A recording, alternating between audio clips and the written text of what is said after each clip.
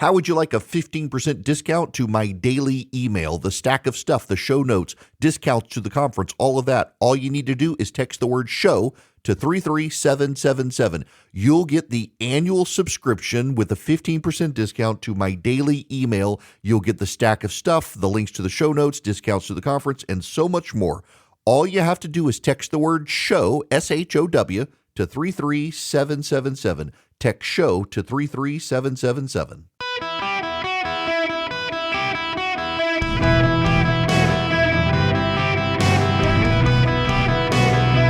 Welcome to the Eric Erickson Show podcast, Hour 1. Hello, America. Welcome. It's Eric Erickson here across the United States of America, and I am delighted to have you with me.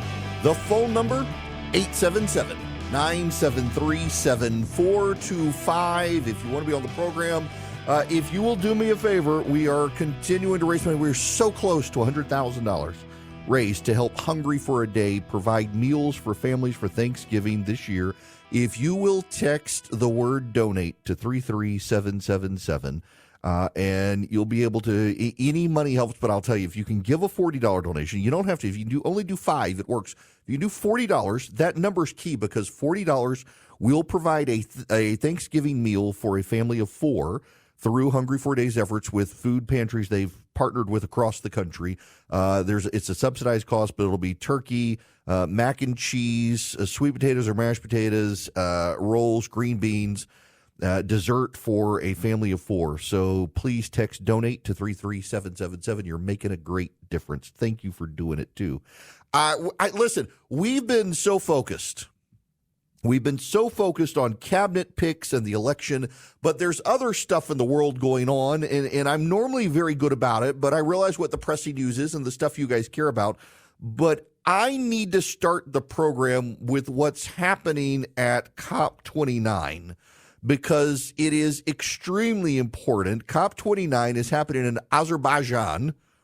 Ironically, it's an oil-rich country, a former Russian republic, Soviet republic, and COP29 is the UN Climate Change Conference.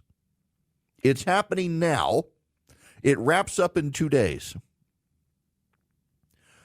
And what is great about it is that it's live streamed around the planet, and we can see what's happening, and they're not having a normal time. I want to play you some of the audio. Listen to this is one of the participants in the event on stage talking about how they need to censor climate change disinformation. The climate information ecosystem has been compromised by the relentless onslaught of disinformation campaigns orchestrated and amplified by powerful actors. The impacts of this is that it's obstructed climate action, it's deepened division, it's reduced trust, and it's obstructed progress on climate action.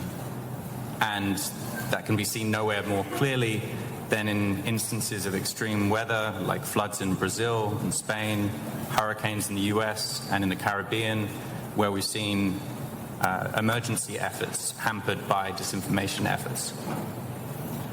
And big tech, legacy media, influential PR firms, and the advertising industry all have played a role within this and often have prioritized profit over truth. But I'm here representing a global coalition that came together before COP26 in 2021, recognizing that there was themes and threats developing trying to disrupt the negotiations and climate action more broadly.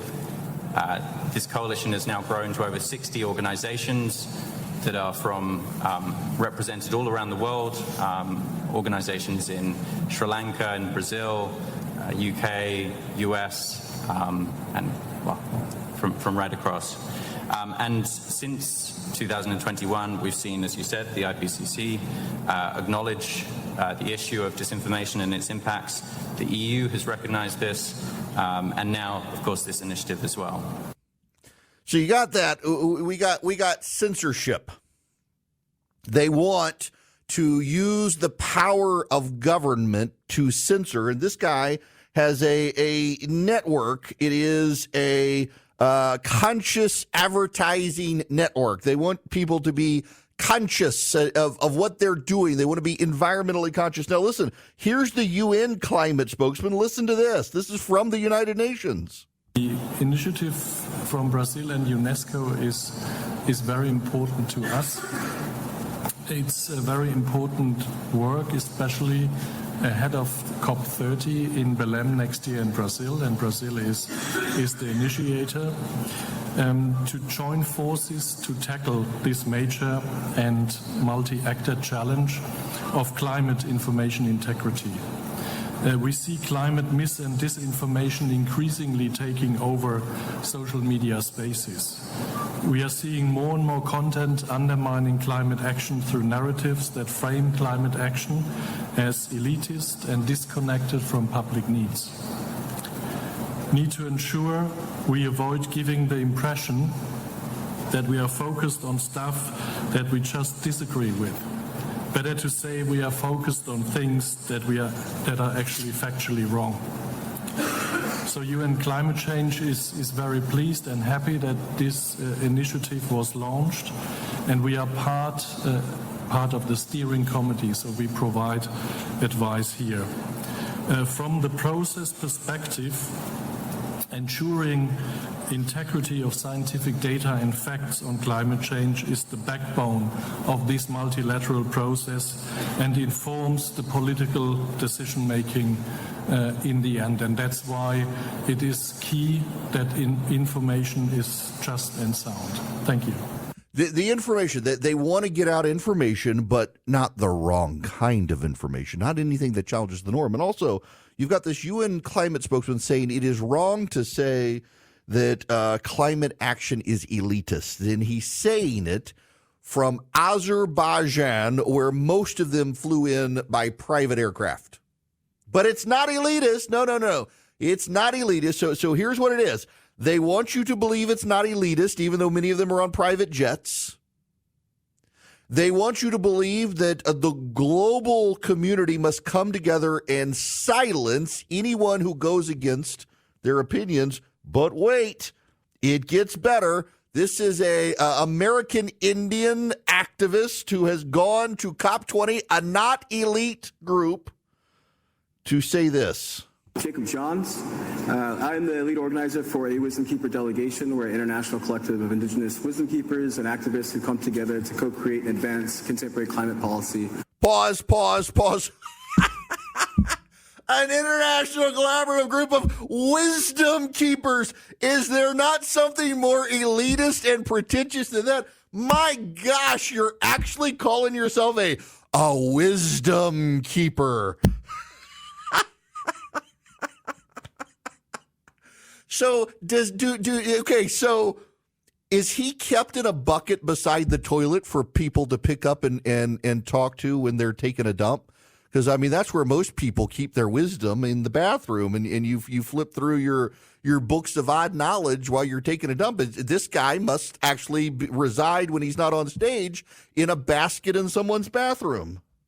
Instills indigenous wisdom with a global perspective. I think this is 100% in alignment with what we do. You know, I think that all of our teachings, all of our religions, and all of our faiths have prophesized about a time of turning that we are all faced with now. I mean, we look at the destruction of the planet, we look at the systems that are collapsing, we see the science that is telling us that the end is right here. But as an indigenous person coming from the United States, we have survived genocide, and we still thrive. You got that? Now, that's the largest point here. Save the best for last. From the wisdom keeper, we've picked him up while we're on the pot and let him speak his wisdom, as we all do when we're in the bathroom, when we're not looking at internet memes, but there is also wisdom. And this young man wants us to know that we all have prophesied this changing climate. It's the end times, and that's the problem. In the 1970s, there was a bombing a week in California from environmental activists.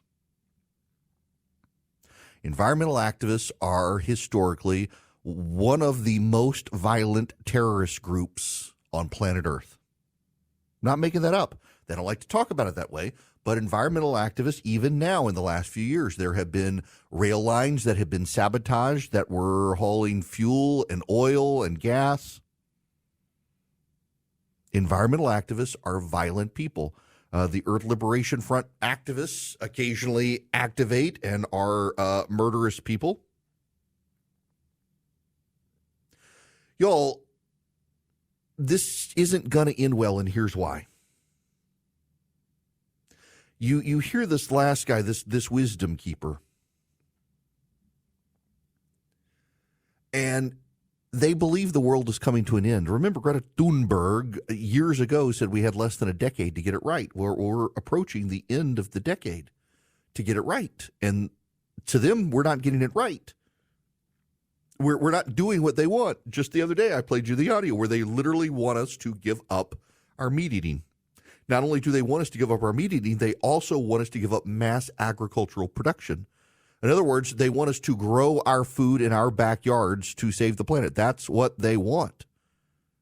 It's a dangerous, dangerous thing.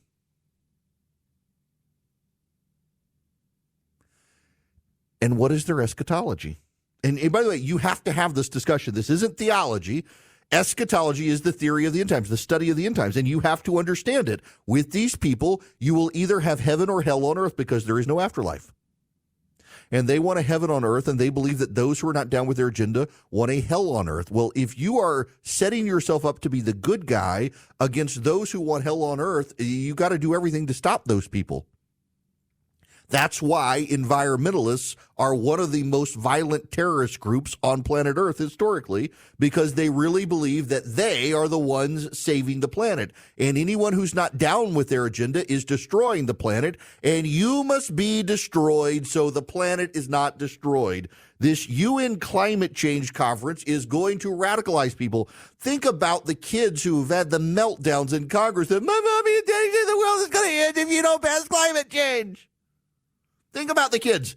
They don't die. They go up neurotic and on psychotropic drugs to be able to keep their anxiety at bay because they think the world is coming to an end.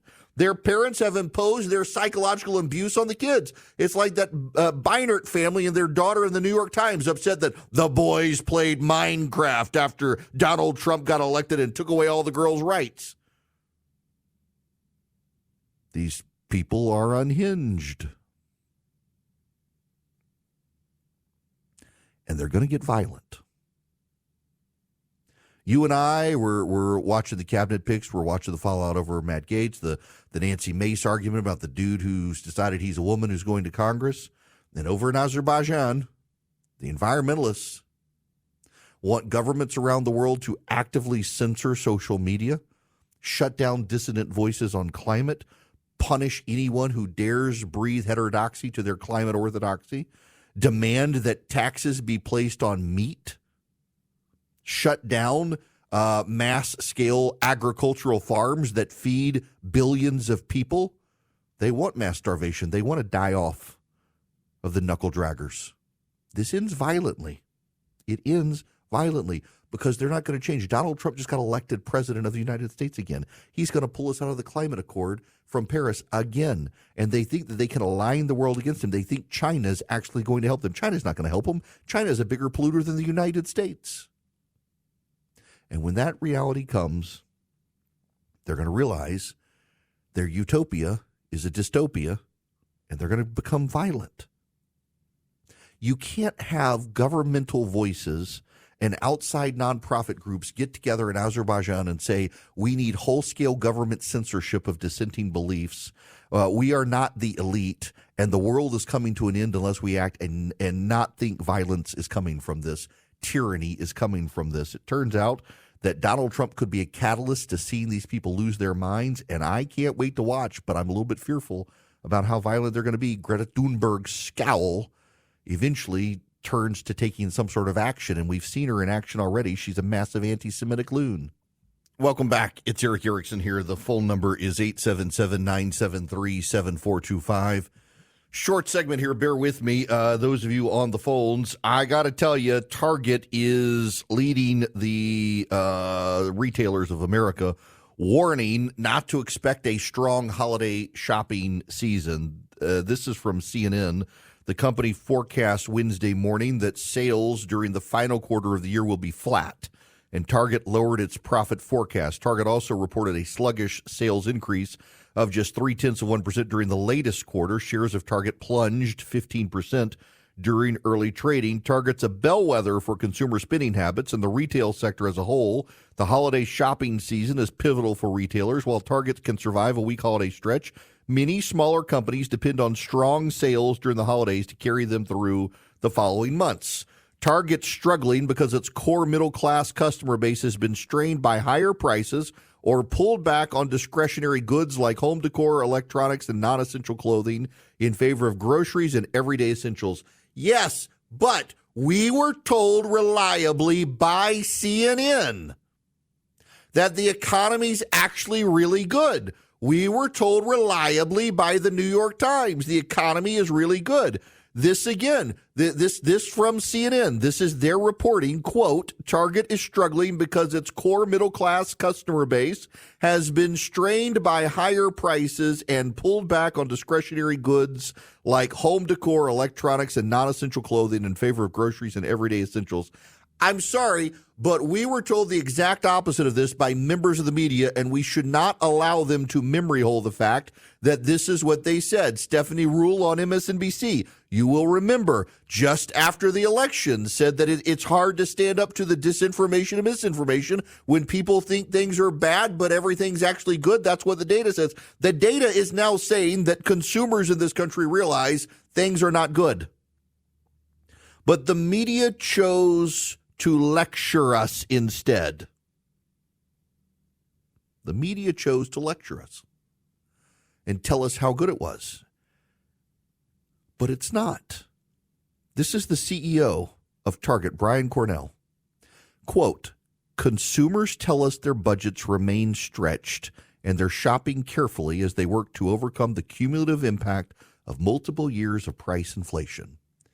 Something that Donald Trump's been saying all year on the campaign trail. Members of the press said he was lying about. Y'all, I want to invite you to go to ericforhillsdale.com and check out a video from Hillsdale College about what they do, what they represent, what they stand for. It's a little abstract for me to tell you about it, but if you go to ericforhillsdale.com, you can see their video. They've been around since the 1800s. They were one of the very first academic institutions in the country to desegregate after the Civil War. Why? Because they believed that every human being created in God's image is unique and special, deserves a superior education, and also needs to understand the genius of our founders, even through their flaws, how special this country is. It's not indoctrination. It's historic education based on fact. They give it to their students, and they open so much of it up to you through things like Imprimis, your free guide into the thinking of the conservative movement. All you have to do is go to ericforhillsdale.com today, see the video, sign up for Imprimis. It is completely free. I have never paid a penny for it. Eric, E-R-I-C-K, ericforhillsdale.com. Begin a relationship with Hillsdale College today. My fellow Americans, this is the segment of the program where I endeavor to make you smarter than all of your friends. You know, it's honestly one of my frustrations. I've got some nut job going after me right now on social media, just insisting because someone said it that he likes, it must be true. There is a plan afoot, a rumor circulated, put it to you this way, on the nomination of Matt Gaetz that the president intends to use the federal Vacancies Reform Act of 1998 to make Matt Gaetz the Attorney General. So I actually, let me just, as a lawyer who actually knows what he's talking about, this guy's like, oh, he wants to, I told him I actually did legal work on Federal Vacancy Reform Act. Back when I was a lawyer, I actually did work on this particular issue. I actually know the law on this particular issue. We never went to court, so he's not going to find the case. He's this nut job is out there, and he found some lawyer whose last name was Erickson, not spelled the same way mine was, and the guy screwed up a case. He's like, you're an incompetent lawyer. Yeah, you're not going to find my Federal Vacancies Reform Act litigation. It was actually a lot of memo writing and research at the time, and it involved a situation with the U.S. attorney situation during the Bush administration. I got to tell you, though, that I do know this area of law, and I understand the recess appointments clause. Not only am I a lawyer and can read this stuff, I have some practical familiarity with the Federal Vacancies Reform Act of 1998. And it's not a path for Matt Gaetz. And I realize that if you have 5 lawyers in a room, you're going to get 5 opinions. And one thing I do want you to note is there are some lawyers, I don't want to name them because I do like them, and this is going to be very insulting to them when I say it, but it's true, and they know it's true. There are some lawyers who are engaging in performative acts of telling Donald Trump what he wants to hear because they would like to return to Donald Trump's orbit. That is just truth.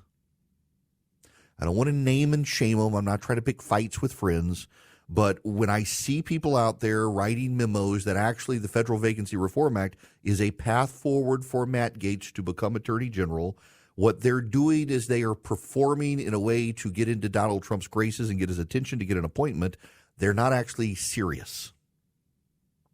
So there are 2 paths that have been approached by Donald Trump for Matt Gaetz, and here's why. The votes are not there in the United States Senate for Matt Gaetz.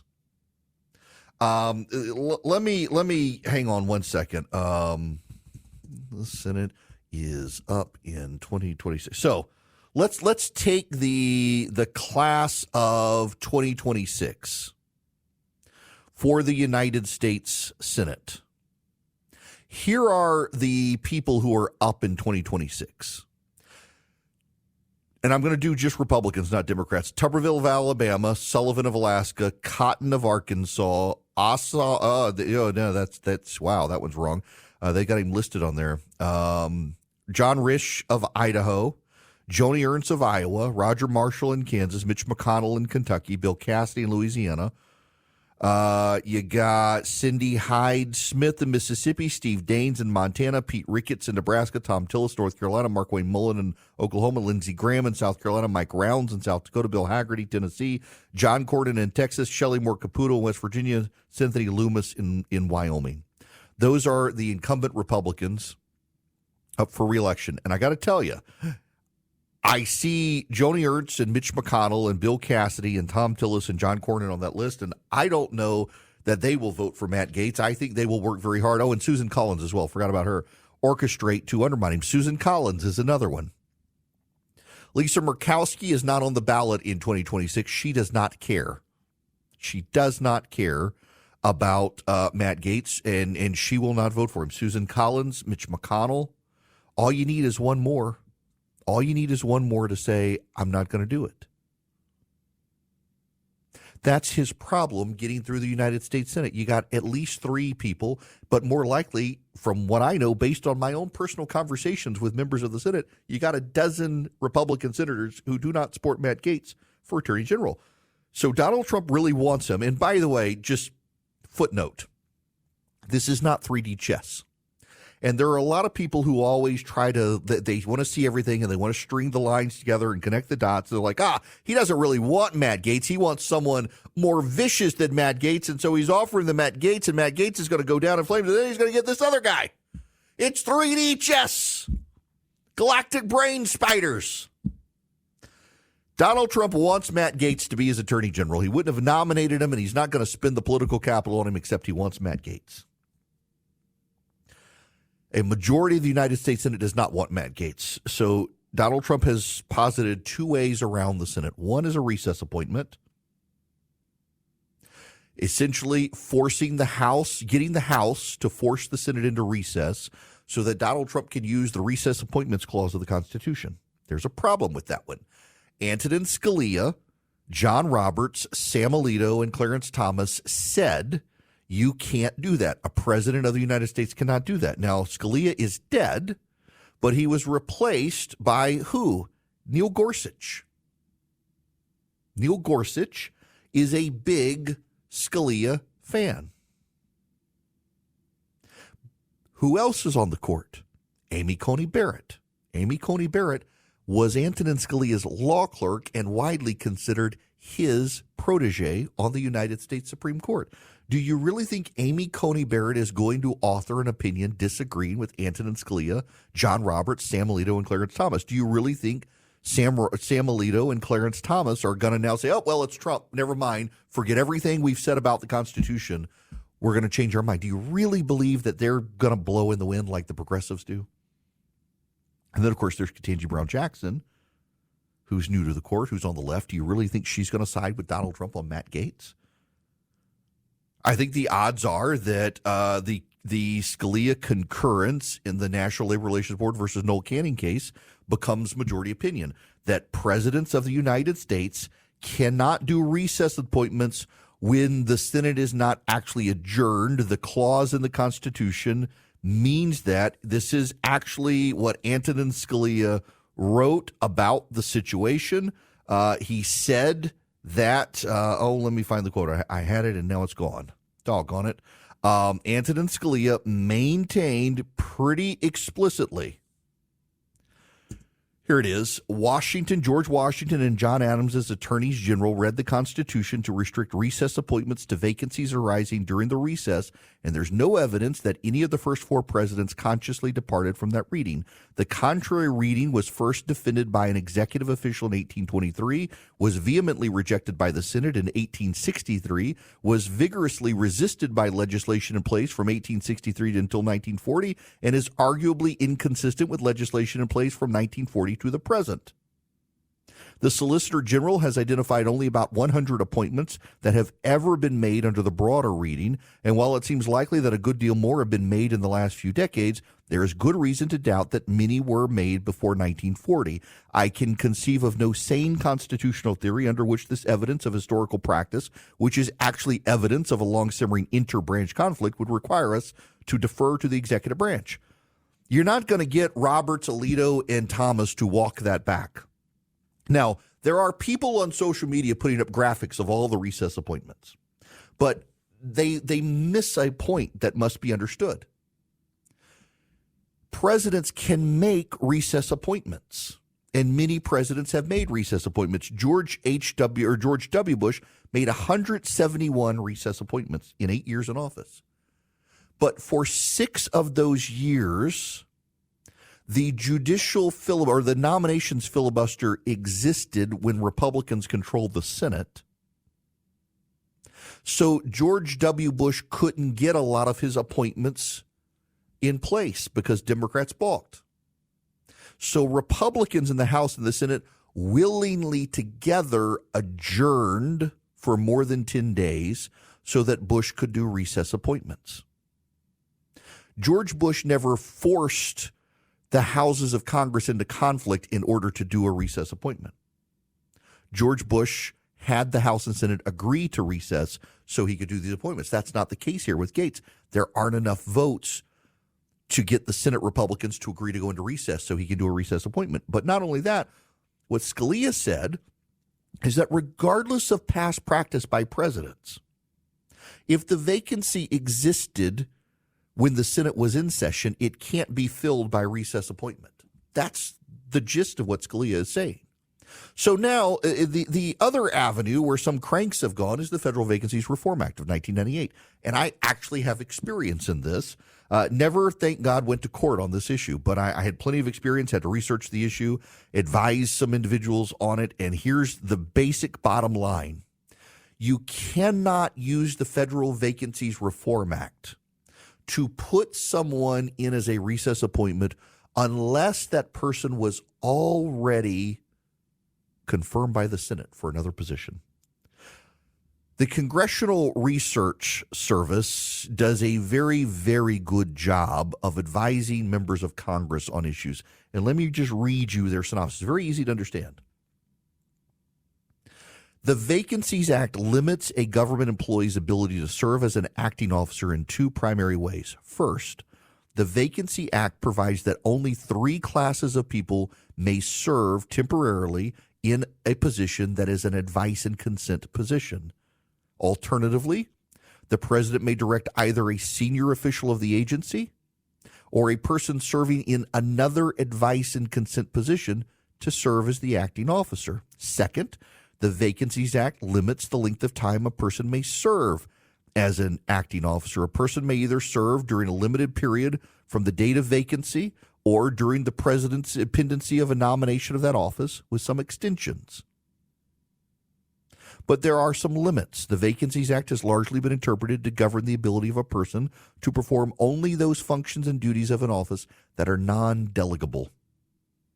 All of this is to say, if Donald Trump wants to use the Federal Vacancies Reform Act to put Matt Gaetz in as Attorney General, he first needs to find somewhere else to put Matt Gaetz that he can allow him to withstand the advice and consent rule of the Senate, get him into the executive branch somewhere else, and then move him over to the spot of Attorney General. He could do that except, and this is the big issue here, there is court precedent that says the president isn't supposed to do in-runs like that. That's defying the Federal Vacancies Reform Act. That's defying the intent of the law. So he'd be on dubious legal ground. Now, here's the other thing.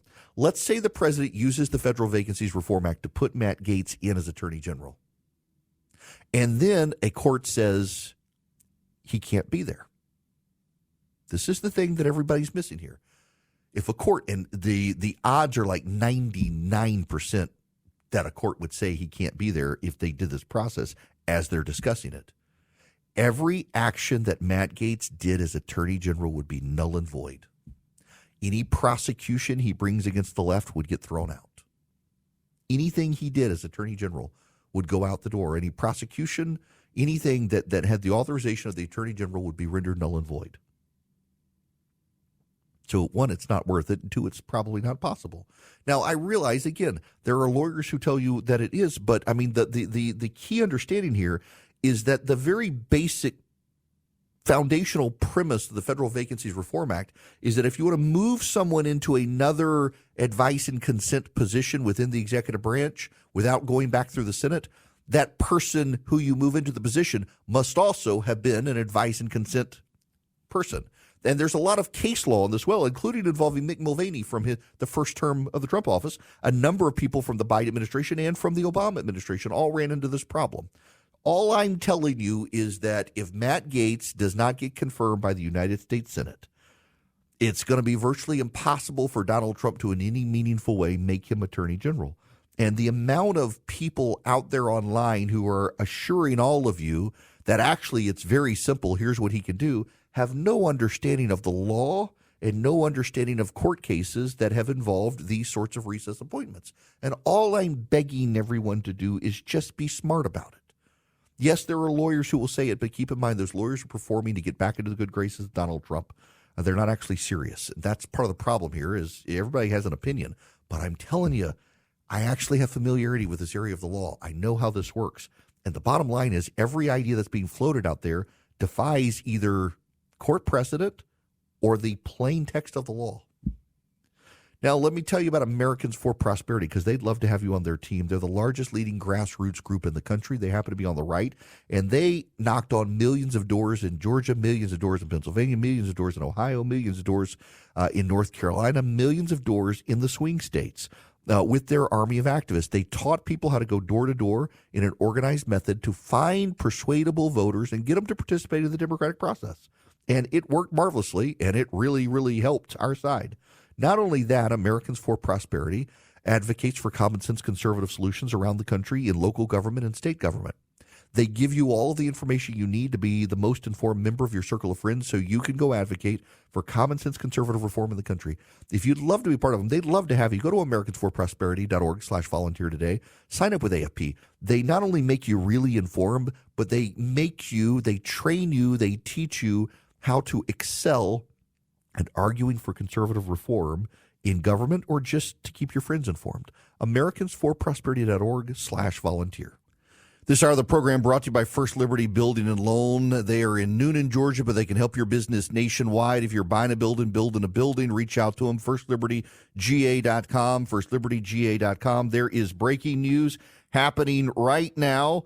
Jose Ibarra, the murderer of Laken Riley in Athens, Georgia, has been found guilty on all counts. Jose Ibarra found guilty on all counts in Athens, Georgia. Let's go to the courtroom now and hear some of what's going on. Laken Riley's roommate giving testimony prior to sentencing.